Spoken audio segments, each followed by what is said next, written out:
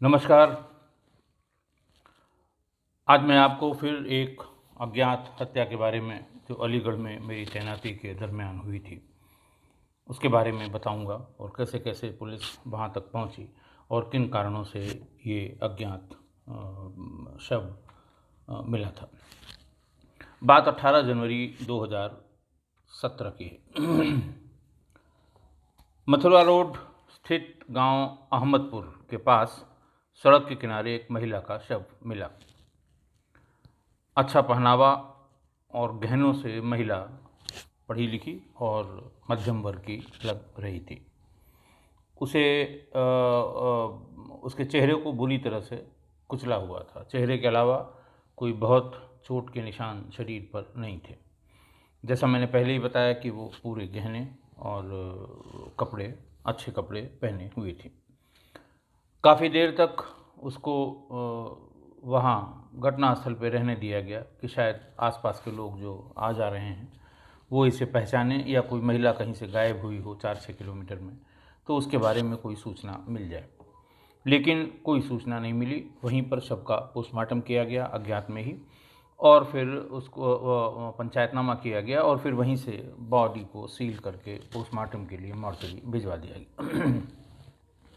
जैसे ही उसकी पोस्टमार्टम की रिपोर्ट आ गई कि cause of death due to antemortem injuries, और प्राइमा फेसी ये लग रहा था कि उसकी हत्या की गई है। उसमें स्ट्रेंगुलेशन भी आया। स्ट्रेंगुलेशन के साथ साथ चेहरे पे चोटों के विवरण पोस्टमार्टम में लिखे हुए थे। धारा 302 यानी हत्या का मामला दर्ज करके विवेचना शुरू हुई। इसी बीच थाना इगलास में त्योही गांव के नेत्रपाल सिंह खटिक ने 24 घंटे इंतज़ार करने के बाद अपने ग्राम प्रधान के साथ थाना इगलास पर आकर ये सूचना दी कि उनकी पुत्र वधू ममता देवी 24 घंटे से घर से गायब हैं। वो बाज़ार किसी काम से कोई सामान लेने के लिए निकली थी, लेकिन अभी तक नहीं लौटी। हम लोगों ने अपने सभी रिश्तेदारियों में और सब जगह ढूंढ लिया, पता कर लिया, उसका कहीं पता नहीं लग रहा है। थाना इगलास ने तुरंत गुमशुदगी उसकी लिख ली। ये बात लड़की के ससुर ने, यानी जो इगलास के जो नेत्रपाल सिंह खटिक थे, उन्होंने लड़की के मायके में भी ये खबर कर दी। लड़की का मायका था कस्बा पहासू, थाना वाद, थाना भी पहासू, जिला बुलंदशहर। उन्होंने बताया कि आपकी लड़की पिछले 24 घंटे से मिल नहीं रही है, गायब है। घर से निकली थी सामान लेने के लिए बाज़ार। हम लोग थक हार के थाने पर गए थे। थाने पर हमने उसकी गुमशुदगी लिखवा दी है। वो लोग भी वहाँ से भाग के आए और सीधे थाना इगलास ही पहुँचे। थाने पर पुलिस ने कोशिश की जानने की, फ़ोटो भी आ गई उसकी, हुलिया भी आ गया और प्रसारित भी कर दिया गया कि एक महिला ये कपड़ा पहने हुए इस तरह से फलां समय से बाज़ार सामान लेने गई थी, गायब हो गई है, अगर किसी को पता लगे तो सूचना दें। और डिटेल में उनसे पूछा गया, जो लड़की के माँ बाप बुलंदशहर से आए थे, तो उन्होंने बताया कि मैंने अपनी बेटी की शादी 2007 में यशपाल नाम के लड़के के साथ की थी, जिनके पिता हैं नेत्रपाल सिंह। यशपाल आर्मी में नौकरी करता है और इस समय मणिपुर में तैनात है। उस समय के हिसाब से काफ़ी पैसा खर्च करके उन्होंने ये शादी की थी, ऐसा लड़की के माँ बाप ने बताया। शंका पूछी गई कि भाई आपको क्या शंका है कि क्यों गायब हुई होगी, क्या कोई वजह आपकी जानकारी में हो, बताइए, ताकि उसी दिशा में हम लोग भी आगे का प्रयास करें। लड़की की माँ बाप और उसके साथ जो भी रिश्तेदार आए थे, सब ने कहा कि साहब हमें पूरी शंका अपने दामाद यशपाल पर है कि उसी ने इसको गायब करा दिया है और उसकी जानकारी में ज़रूर होगा कि मेरी बेटी कहाँ गई है। ये लोग वहाँ बैठ के बात कर ही रहे थे, तभी वायरलेस पर डिस्ट्रिक्ट कंट्रोल अलीगढ़ से एक सूचना प्रसारित हो रही थी कि मडराक थाना क्षेत्र के मथुरा रोड पर एक महिला का शव मिला है।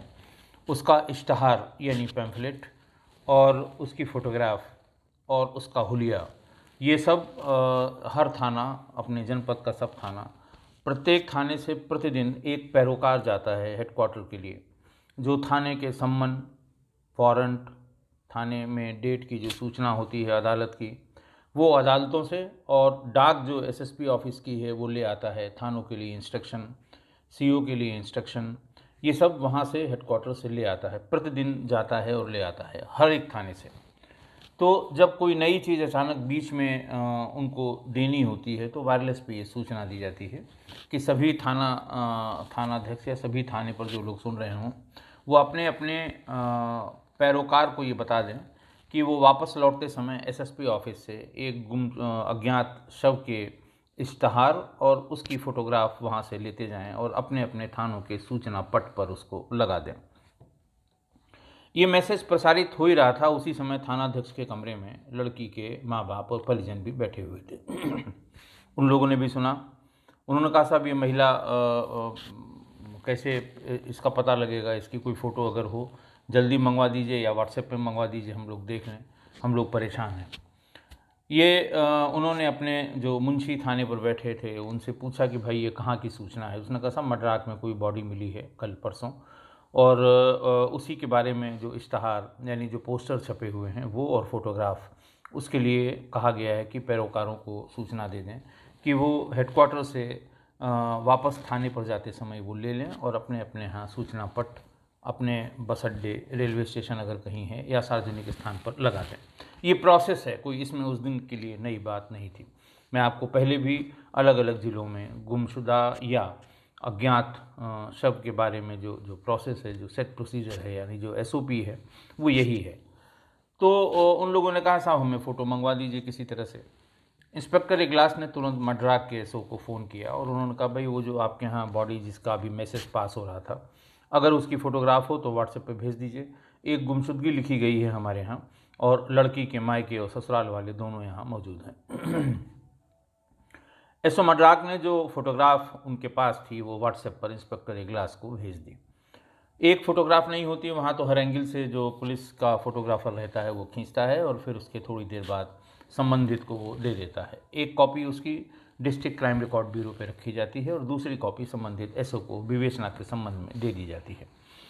खैर उन लोगों ने फ़ोटो को देखा और फ़ोटो को देख के बहुत श्योर तो नहीं थे, लेकिन जो वो कपड़ा पहने हुई थी, जो गहने पहने हुई थी, उसको देख के उन्हें लगा कि साहब ये हो सकता है मेरी ही लड़की हो, ये ममता देवी ही प्राइमा फेसी लग रही है, लेकिन हम लोग इसकी बॉडी को देखना चाहेंगे अगर बची हुई है तो, वरना इसके कपड़े और गहने जहाँ रखे हैं वो हमें दिखवा दीजिए, वो उससे हम इसकी पहचान कर लेंगे।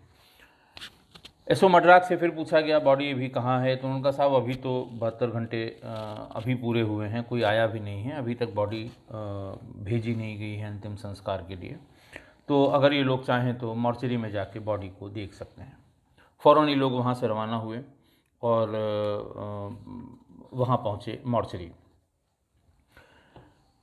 वो लोग सारे लोग जब मॉर्चरी पहुँचे तो उन्होंने देखते ही उसको पहचान लिया कि हमारी लड़की ममता देवी ही है। फिर थोड़ा गुस्से में, थोड़ा परेशानी में, थोड़ा गम में ये लोग सीधे वहाँ से मड्राक पहुँचे। वहाँ बताया गया कि साहब इसके शरीर पे जो कपड़े थे, जो गहने थे, वो मड्राक को पोटली बनाकर भेज दिए गए हैं, आप वहीं से संपर्क कर लें। ये लोग वहाँ पहुँचे, वहाँ एसओ मड्राक से मिले, थानाध्यक्ष मड्राक से, और उनसे कहा कि साहब मैंने पहचान लिया है, मेरी ही बेटी थी, लेकिन फिर भी एक बार और कंफर्म होने के लिए मैं जो कुछ भी उसके पास से निकला है वो हमें अगर दिखा दिया जाए तो हम इस बारे में 100% श्योर हो जाएंगे। एसओ ने तुरंत मुंशी को बुला के वो कपड़े इत्यादि जो कुछ भी पोस्टमार्टम से पहले सारे जो कपड़े उतारे जाते हैं या जो उनको सील मोहर किया जाता है वो उनको दिखाए। अब उन्हें कोई शंका नहीं थी, वो बिल्कुल 100% कन्फर्म थे कि ये उन्हीं की बेटी ममता देवी की लाश थी। ससुराल वालों ने पहले भी यशपाल पे शंका व्यक्त की थी और ये कहा था कि वो वहाँ मणिपुर में है, और जब से वो मणिपुर तैनात हुआ है तब से वो बहकी बहकी बातें करता है और उसका व्यवहार बहुत अच्छा नहीं है। मेरी बेटी ने कभी कभी ये भी बताया है कि उसके वहाँ किसी महिला से संबंध हो गए हैं, इसलिए वो छुट्टी पर भी कम आता है और जब आता है तो लड़ाई झगड़ा करता है। उसका व्यवहार बहुत अच्छा नहीं है जैसा पहले था। ये बात सुन के मड्राक्स ने उसके बारे में जब पूरी बात तो उसके घर वालों ने बताई कि मणिपुर में किस यूनिट में तैनात है, तो पूरे जो पुराने उसकी चिट्ठी पत्री है उससे निकाल के उसकी यूनिट का पता करा लिया गया और उसकी यूनिट पर सूचना भेज दी गई कि ये व्यक्ति, इसकी पत्नी का मर्डर हुआ है और इसे पूछताछ के सिलसिले में थाना मड्राक पर उपस्थित होना है। इसे तत्काल रवाना कर दें, किसी कार्य दिवस में थाने पर आकर अपना बयान नोट कराएं। जैसे ही ये सूचना हुई 3 दिन बाद यशपाल थाने पर आ गया और बताया कि मैं 1 महीने पहले घर आया था। उसके बाद छुट्टी ख़त्म होने पर मैं अपनी पोस्टिंग पर वापस चला गया था। उससे पूछा गया कि तुम्हारे ससुराल वाले ये कह रहे थे कि तुम इस बीच में अपनी पत्नी से झगड़ा करते थे और ये भी कहा कि तुम्हारे किसी महिला से वहाँ संबंध है। ये बात कितनी सही है और क्या यही कारण है कि उस महिला के साथ यानी तुम्हारी पत्नी के साथ इस तरह हुआ है? उसने बताया कि देखिए साहब, इस बार जब मैं छुट्टी पर आया था तो मैंने देखा कि घर में टीवी, फ्रिज ये सब नए हैं। ये भी देखा कि ममता ने कुछ नए गहने पहन रखे हैं और तमाम चीज़ें हमको मकान में नई नई सी लगी, बहुत करीने से सजा हुआ था और मैं ये जानता था कि मैंने इतना पैसा कभी नहीं भेजा कि उससे नई फ्रिज या नई टीवी या नई घड़ी या नया गहना खरीदा जा सके। मैंने उससे पूछा ममता से कि भाई ये किसने दिलाया, ये अचानक कहाँ से ये सब चीज़ें घर में आ गई हैं? तो उसने कहा कि ये सब मेरे माँ बाप ने दिया है और उसी समय उसने ये कहा कि तुम कंगाल हो, तुमसे हम इस तरह की उम्मीद कर भी नहीं सकते हैं। मेरे माँ बाप हैं, ये सब चीज़ें हमको उन्होंने भिजवाया है। मैं इतने दिन से कह रही हूँ कि टीवी पुरानी हो गई, 10 साल पुरानी हो गई, तुमने इस पर बिल्कुल ध्यान नहीं दिया और माँ बाप ने मुझे ये दे दिया है। जब वो हमें इस तरह की उल्टी सीधी बात कह रही थी तो मैंने उसे 2-3 थप्पड़ मारे थे। इसी बात का विवाद हुआ था। उसके बाद फिर मैं घर चला गया था और अपनी ड्यूटी पर मणिपुर चला गया था। वहाँ पहुँचते ही तुरंत इसके ममता के पिता का भी फ़ोन आया था और वो शिकायत कर रहे थे कि तुम इस बार आए थे और तुमने लड़ाई की है ममता के साथ, उसके साथ दुर्व्यवहार किया है, उसके ऊपर हाथ उठाया है। ये बात ठीक नहीं है, ये नाकाबिले बर्दाश्त है। तो उसने और ऐसा क्यों किया तुमने, ये उसके ससुर फ़ोन पर उससे पूछ रहे थे। यशपाल ने कहा कि आप अपनी बेटी से पूछिए उसने क्या कहा था। मैंने इतना ही पूछा था कि भाई नई टीवी है, नई फ्रिज है, कपड़े भी और कुछ गहने भी तुम्हारे नए लग रहे हैं, ये कहाँ से आए हैं? तो उसने इस तरह की बात मुझसे कही कि मेरे माँ बाप ने दिए हैं और मुझे बहुत उल्टा सीधा कहा, जिसकी वजह से मुझे गुस्सा आ गया। मैंने उसे 2 थप्पड़ मारे थे। ससुर ने कहा कि देखो, जो कुछ मुझे देना था वो 2007 में जब हमने बेटी की शादी की थी तभी दे दिया था। उसके बाद मैंने इसे कोई टीवी, फ्रिज या इस तरह की कोई चीज़ हमने नहीं दी थी। ससुर भी चूँकि थाने पर ही मड्राक में बैठे हुए थे, थाने पे ही लड़की के मायके वाले भी बैठे हुए थे, यूँ ही यशपाल आके अपनी बात बता रहा था। एसओ को अब ये बात कम समझ में आ रही थी कि ये इतना सामान वहाँ आया भी, माँ बाप कहते हैं हमने दिया नहीं। यशपाल ने कहा कभी मैंने इतना पैसा भेजा नहीं कि ये सामान खरीद के और घर में इसको रख सके। तो फिर ये अचानक इतने पैसे का ये सामान कहाँ से आया? पहले ये तय किया गया कि ये देख लिया जाए कि यशपाल की बात में कितनी सच्चाई है, वो कब आया था यहाँ, कब गया था, इसके फादर से कब बात हुई थी। वो सब चीज़ें सीक्वेंस में, चूँकि वो 3-4 दिन से उसको मणिपुर से यहाँ आने में लगा था, तो रास्ते में उसने शायद सब चीज़ें इस तरह के सारे सवालों के जवाब सोच रखे थे। खैर उसकी सीडीआर निकाली गई, उसकी मोबाइल डिटेल में उसने जितनी बात कही थी, जिस तारीख को इगलास में अपने गांव आना कहा था उस तारीख को वो यहाँ आया था, जिस तारीख को जाने का बताया उस तारीख को उसका वहाँ जाना पाया गया। रास्ते भर की टावर्स आती जाती हैं, ट्रेन का रूट भी पता हो जाता है, ट्रेन की टाइमिंग भी पता हो जाती है, ये सब। और उसके बाद जिस तारीख को, जिस समय अपने ससुर से बात होनी उसने बताई थी, वो भी बिल्कुल सही निकला। उसके ससुर का फ़ोन अपने दामाद के फ़ोन पर आया था और लंबी बात भी हुई थी। फिर ये समझ में नहीं आया कि आखिर ये फिर क्राइम ब्रांच वालों को फिर बुलाया गया और उनसे कहा गया कि मृतका की मोबाइल डिटेल्स को खंगालें और ये देखें कि कौन कौन लोग इसके टच में थे, जिन जिन लोगों से ये बातचीत हो रही थी या चल रही थी, उनको वेरीफाई किया जाए कि ये कौन लोग हैं और किस तरह की बातें उनसे होती रही हैं। खैर इस प्रोसेस के दरमियान उसमें ये पता लगा कि एक नंबर से ज़्यादा बात हुआ करती है और रात में भी देर देर बात होती है उस नंबर का पता किया गया, जो लोग थे वहाँ उपस्थित, तो उनसे ये पता लगा कि ये उसके नंदोई, मृतका यानी ममता देवी के नंदोई मलखान का फ़ोन नंबर है। मलखान को उस नंबर पे फ़ोन किया गया, मोबाइल स्विच ऑफ था। फिर पूछा गया लोगों से, तो उन्होंने बताया कि पनेठी में उसका एक ढाबा भी है और वहीं पर उसने एक नया मकान भी बनवा लिया है। फोर्स वहाँ भेजी गई और दिखवाया गया तो पता लगा कि वो वहाँ पर नहीं है कई दिन से। उसका मोबाइल भी स्विच ऑफ है, ढाबा उसका खुला हुआ था, और ढाबा चूँकि सड़क के किनारे था, बड़ा ढाबा था, खूब चलता हुआ था, वहाँ पर लोग थे। इस बीच में जब उसका लास्ट लोकेशन देखा गया ममता देवी का, तो उसका भी लास्ट लोकेशन पनेठी ही आया। और फिर उसको फिजिकली जाके जब सेल आईडी को वेरीफाई करते हैं तो ये अंदाज़ लगा कि संभवतः इसी ढाबे पर अंतिम समय में या लास्ट कॉल उसकी की गई। उसके बाद से मोबाइल फ़ोन बंद हो गया था, और उसके नंदोई की भी लास्ट कॉल या उस समय जिस समय महिला वहाँ पे थी उस समय उसकी भी लोकेशन वहीं पनेठी के आईडी पर दर्ज थी। शंका इससे हुई और वहाँ पर फिर पूछताछ की गई। नौकरों ने कुछ भी बताने से इनकार किया। उस ढाबे में रूम्स भी थे जहाँ पर ये लोग कभी कभी रहते थे, या रात में कोई रुक गया हो तो उसके लिए साधारण से रूम थे। वो रूम में उनको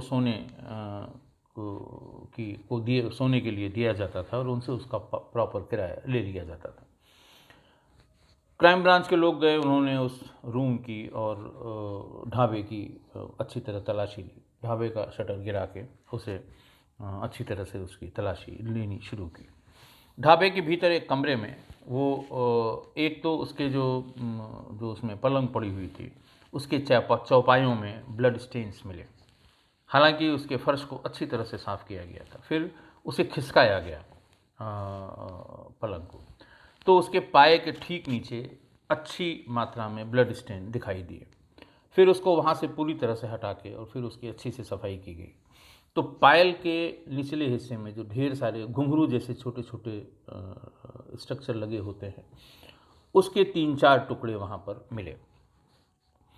तो उस समय तो ये दिमाग नहीं गया कि ये किसका हो सकता है और कहाँ से आया होगा, लेकिन चूंकि पायल के थे तो इसलिए किसी महिला के ही होंगे। फिर उसी में किसी ने कहा कि साहब जो मृतका के सामान बरामद हुए हैं, मृतका का जो फ़ोटो छपा है उसमें वो पायल पहने हुई है, तो एक बार ये देख लिया जाए कि क्या जो पायल उसके शरीर पर मिला था, जो थाने पर आ गया होगा पोस्टमार्टम के बाद, उसमें क्या इस तरह की ये छोटे घुंघरू टूटे हुए हैं। वहीं से फ़ोन किया गया। इंस्पेक्टर एसओ मड्राक ने अपने जो थाने के मुंशी दीवान होते हैं जो इसकी कस्टडी रखते हैं पोटली की, कि ये देख के बताओ कि उसमें क्या जो पायल है उसके सब घुंघरू जितने होते हैं 50-60 है, ज़्यादा संख्या में होते हैं, वो सब उसमें लगे हुए हैं कि कुछ उसमें से टूट के निकले हुए हैं। करीब 15-20 मिनट बाद उसने देख के बताया कि हाँ साहब, इसमें से करीबन 6 घुंघरू जो छोटे छोटे हैं वो निकले हुए हैं। तो अब ये साबित हो गया। फिर ये हुआ कि फ़ौरन इसको लेके थाने पे जाइए मड्राक, और जो पायल है उससे इसको मैच कराइए कि ये उसी के घुंघरू हैं कि कहीं किसी दूसरे पायल के हैं। खैर 1 घंटे बाद ये तय हो गया कि उस महिला को उस कमरे में किसी तरह से मारा गया है, और उसके बाद फिर ये बॉडी उसे मथुरा रोड पे मड्राक थाना क्षेत्र में फेंकी गई है। क्या कारण होगा, किसने मारा, ये भी हो सकता है कि कोई किसी के साथ उस ढाबे पर आई हो, लेकिन इसकी संभावना इसलिए कम थी कि वो उसका सगा नंदोई था, उसे वहाँ सब लोग पहचानते थे। काफ़ी देर वहाँ के नौकरों से बाकी सबसे पूछताछ की गई, तो ये तो सब ने बताया कि हाँ साहब वो यहाँ आती थी और खाना खाने भी कभी कभी आती थी, कभी कभी वैसे भी आती थी, और होटल के मालिक यानी मलखान के उनसे बड़े अच्छे संबंध थे। लेकिन इसके आगे कोई कुछ बोलने को तैयार नहीं हुआ। फिर लोकेशन से देखा गया कि उस समय कौन कौन से, जिस समय इसकी लास्ट लोकेशन थी वहाँ पर महिला की, उस समय और किसकी किन कर्मचारियों की, किस जो वेटर हैं, जो ड्राइवर हैं, जो नौकर हैं, उनमें से किसकी लोकेशन यहाँ पर थी। सबके मोबाइल नंबर्स को उसकी डिटेल्स निकालने के लिए क्राइम ब्रांच को दे दिया गया। जब ये सारे मोबाइल नंबर से डिटेल्स खंगाले जा रहे थे, उसमें दो लोगों के नंबर और उसी समय पर वहीं पर मिले जिन समय पर ममता के, मलखान के नंबर वहाँ पर थे। एक उनका ड्राइवर था मुकेश और दूसरा उनका नौकर था सेक्रेटरी। इन दोनों को पकड़ने में बहुत ज़्यादा समय, हालांकि उस समय वो दोनों मौजूद नहीं थे जब पुलिस इस तरह की जांच पड़ताल ढाबे पे कर रही थी, लेकिन रात में ये दोनों उठ के आ गए। थाने पर इनसे पूछताछ शुरू की। पहले तो इन्होंने साफ इनकार कर दिया कि साहब मुझे कुछ नहीं पता, उस दिन मैं छुट्टी पर था या उस दिन मैं सामान लेने गया था। एक ने बताया कि साहब मुझे सामान लेने के लिए बुलंदशहर भेज दिया था, एक ने बताया कि साहब मैं दिल्ली में था, कुछ इस तरह की बातें बताई। चूँकि दोनों की लोकेशन उस समय वहीं ढाबे पर थी, तो इसलिए पुलिस को पता था कि ये दोनों झूठ बोल रहे हैं। आप समझ सकते हैं कि जब किसी का झूठ पकड़ जाए, वो भी थाने के भीतर, विशेषज्ञ मौजूद हों, तो कितना समय लगेगा। थोड़ी सी अच्छी वाली, थोड़ी सी बहुत अच्छी वाली के बाद तुरंत उन्होंने पूरा वाकया बता दिया। उन्होंने ये बताया कि ये महिला बहुत शाहखर्च, बहुत खर्चीली और बहुत इसके बहुत बड़े बड़े ख्वाब वाली ये महिला थी, फैशनेबल थी और जो हाई फाई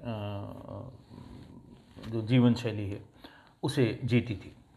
और ये भी बताया कि साहब उनके, हमारे मालिक यानी अपने नंदोई मलखान सिंह से संबंध हो गए थे। ये लोग अक्सर गाड़ियों से घूमने भी जाते थे, अक्सर ये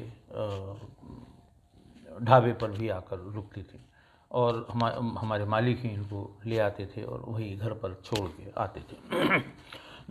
चूँकि ये सगे नंदोई थे, घर में भी किसी को आपत्ति नहीं होती थी। ये बात उनको कैसे पता लगी, उन दोनों को यानी सेक्रेटरी और मुकेश को, ये भी उन्होंने कारण उसका बताया। उन्होंने कहा कि साहब पिछले 15-20 दिन से वो बहुत परेशान थे और एक दिन उन्होंने हम दोनों को बुलाया, कमरे में बुलाया। चूँकि हम दोनों ही, एक ड्राइवर उनका, एक पर्सनल नौकर, दोनों ही उनके सबसे विश्वास पात्र थे और इधर 15-20 दिनों से वो शराब भी बहुत पीने लगे थे। उन्होंने कहा साहब वो इतना परेशान थे। उन्होंने ये बताया कि चूँकि संबंध हमारे इसके थे, इसने किसी तरह चोरी से हमारा वीडियो रिकॉर्ड कर लिया है और वो वीडियो बहुत ही आपत्तिजनक है। पहले तो वो वीडियो के बारे में बताती रही और कई लाख रुपए मुझसे अब तक ले चुकी है, घर का जाने कितना सामान मुझसे खरीदवा चुकी है। लेकिन अभी उसने जो लेटेस्ट जो डिमांड रखी है वो ये रखी है कि ढाबे के बगल में पनेठी में जो मैंने नया मकान बनवाया है, वो कहती है कि इसको मेरे नाम रजिस्ट्री कर दीजिए। अगर रजिस्ट्री नहीं करेंगे तो मैं आपके बीवी, बच्चों और पूरे परिवार को व्हाट्सएप पर ये वीडियो भेज दूंगी। उसके बाद तुम्हारा क्या होगा ये तुम्हें अंदाज़ा भी नहीं है। और इस बार उसने एक डेडलाइन, एक तिथि निश्चित कर दी थी कि 26 जनवरी तक अगर ये मेरे नाम नहीं हुआ तो कोई बहाना मैं नहीं सुनूंगी और 27 तारीख को ये तुम्हारे सभी पूरे ख़ानदान के पास ये तुम्हारा वीडियो पहुंच जाएगा। इस बात को लेके वो बहुत परेशान थे और वहीं उन लोगों के साथ सेक्रेटरी और मुकेश से ये बात शेयर करते हुए कहा कि अगर 26 के पहले इसको अपने रास्ते से नहीं हटा देंगे तो हम भी बर्बाद हो जाएंगे, मेरा सारा व्यवसाय बर्बाद हो जाएगा, लोग हमें जीने नहीं देंगे और घर वाले हमें निकाल देंगे। इस बात से बहुत परेशान था मलखान और उसने कहा कि अब हम उसको बुलाएंगे यहाँ पर और उससे ये कहेंगे कि हम वकील साहब को बुलवा रहे हैं, रजिस्ट्री के सारे पेपर्स वो तैयार करके ले आएंगे और यहाँ पर तुमसे तुम्हारा सिग्नेचर ले लेंगे और फिर एक दिन में आधे घंटे के लिए रजिस्ट्री ऑफिस चलना पड़ेगा और वहाँ चूँकि कैमरे से रिकॉर्ड करके और जो वहाँ मशीन होती है छाप अंगूष्ठ की, उससे अंगूठे की छाप ली जाती है। तो इसलिए इस काम से उसको हम बुलाएंगे और फिर यहीं पर तुम लोग उसे गला घोंट कर मार देना, हम उसका डिस्पोजल कर देंगे, वरना ये बहुत ही ख़राब स्थिति हमारी होने वाली है। खैर एक दिन उसने टेलीफोन करके बुलाया, पहले से ही मुकेश को और सेक्रेटरी यानी जो उनका नौकर है उससे बता दिया था कि आज तैयार रहना, आज वो आएगी। उसको फ़ोन करके ये बताया कि मैंने वकील को बुलवा लिया है, वकील ने सारे डॉक्यूमेंट तैयार कर दिए हैं, वो मकान मैंने तुम्हारे नाम कर दिया है, तुम आ जाना ढाबे पर यहाँ पर वकील साहब वो सारे स्टैम्प पेपर पे सारे डॉक्यूमेंट लेके आएंगे, तुमको उसमें जो अंगूठा और वो सब लगाना है, साइन करना है, वो सब कर लेना, और फिर 2-3 दिन में हम तुमको लेके रजिस्ट्री ऑफिस चलेंगे, आधे घंटे में वहाँ रजिस्ट्री हो जाएगी, फिर रजिस्ट्री के पेपर अपने पास रख लेना। तो ये बात सुन के वो बहुत खुश हुई थी, और मुकेश ने ये बताया कि साहब उस दिन वो बहुत सज धज के आई हुई थी, शाम को ही बता रहे हैं 8 बजे के आसपास आ गई। वो शराब भी पीती थी और बहुत ही ब्रांडेड शराब पीती थी, और इसका इंतज़ाम पहले से ही मलखान ने कर रखा था। आए, उन्होंने कहा कहाँ है वकील, तो थोड़ी थोड़ी देर में वो जो उनका ड्राइवर है गोपाल, वो भीतर आता था कि साहब वो वकील साहब सिविल लाइन से चले थे और ज़रा सा फंस गए हैं वहाँ चौपले पे, अभी बस जैसे ही जाम वहाँ का खुलता है वो आ जाएंगे। उसको इत्मीनान दिलाने के लिए ये झूठ बार बार बाहर से आके वो बोलता था, ये पहले से उसको सिखाया हुआ था। इस बीच में वो शराब उसको दी गई, उसने भी पिया और मलखान भी पी रहा था साथ साथ में, लेकिन चूंकि मलखान को पता था कि उसका अल्टीमेट टारगेट क्या है, अल्टीमेट गोल क्या है, वो उसको ज़्यादा शराब पिला रहा था। जैसे जैसे वो शराब पी रही थी वैसे बार बार कह रही थी कि मैं इतनी देर नहीं रुक सकती, कहाँ गया तुम्हारा वकील, मेरी बात कराओ, इस तरह की बात। तो उसको वो सांत्वना देता था कि शांत हो। इस बीच में जब ये बात बाहर से सुन रहा होता था मुकेश, वो फ़ौरन भड़ से भीतर आ जाता था कि वो मालिक अभी जस्ट फ़ोन कर दिया उन्होंने कि जाम से निकल गए हैं, मुश्किल से मुश्किल आधे घंटे में यहाँ पहुँच जाएंगे। तब फिर वो शांत होती थी। इसी बीच में सेक्रेटरी और मुकेश को मलखान ने इशारा किया, क्योंकि काफ़ी देर से वो शराब पी रही थी, अब वो नशे में आ गई थी। ये दोनों आए और इन्होंने पीछे से रस्सी उसके गले में फंसा के और वहीं पर गला कस दिया। तीनों लोग थे गला कसने में, सेक्रेटरी, मुकेश और मलखान भी। जब वो मर गई तो और कहीं कुछ पता नहीं लगा, कोई हलचल नहीं हुई, कोई आया नहीं, तो उनको लगा कि ये ऑपरेशन मैंने बहुत ही सक्सेसफुल किया है, इसको और ऐसा कर दीजिए कि इसकी पहचान न हो सके। फिर वहीं नीचे से पत्थर और ईंट लाई गई और उसी कमरे में उसके चेहरे को बुरी तरह से कुचल के विकृत कर दिया गया। इसके बाद मलखान अपनी गाड़ी ले आया। गाड़ी में जो ढाबा जब बंद हो जाता है, वो हाईवे या वो रोड जब शांत हो जाती है तो बिल्कुल खाली रहता है, भीतर गाड़ी लगा के और उसमें उसकी बॉडी को रख दिया और मडराग थाना क्षेत्र में ले जाके मथुरा रोड में सड़क के किनारे फेंक दिया। ये बात जितनी उसने बताई सब उसके बाकी चीज़ों से वो टैली कर रही थी कि ये बात बिल्कुल सही है जिसने, और अब तलाश थी मलखान की। खैर, बकरे की माँ कितने दिन खैर मनाएगी, मलखान भी पकड़े गए। और मलखान जब पकड़ लिए गए तो ये घटना हुई थी, यानी बॉडी मिली थी 18 जनवरी को, और 3 फरवरी 2017 को ये सारी गिरफ्तारियां हो गई और पूरी घटना का पर्दाफाश हो गया और इन्हें जेल भेज दिया गया।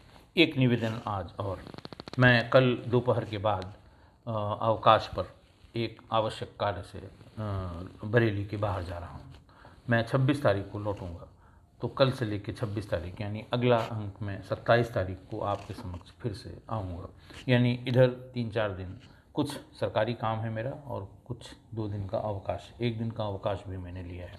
लखनऊ जा रहा हूँ तो उधर से घर भी चला जाऊँगा, इलाहाबाद। तो इसलिए मैं क्षमा प्रार्थी हूँ कि अगले 3 दिन तक मैं आपके समक्ष उपस्थित नहीं हो पाऊँगा, और जैसे ही आऊँगा तुरंत आपको अगली घटना के बारे में, क्राइम की अगली घटना के बारे में बताऊँगा, आपसे शेयर करूँगा। तब तक के लिए बहुत बहुत धन्यवाद।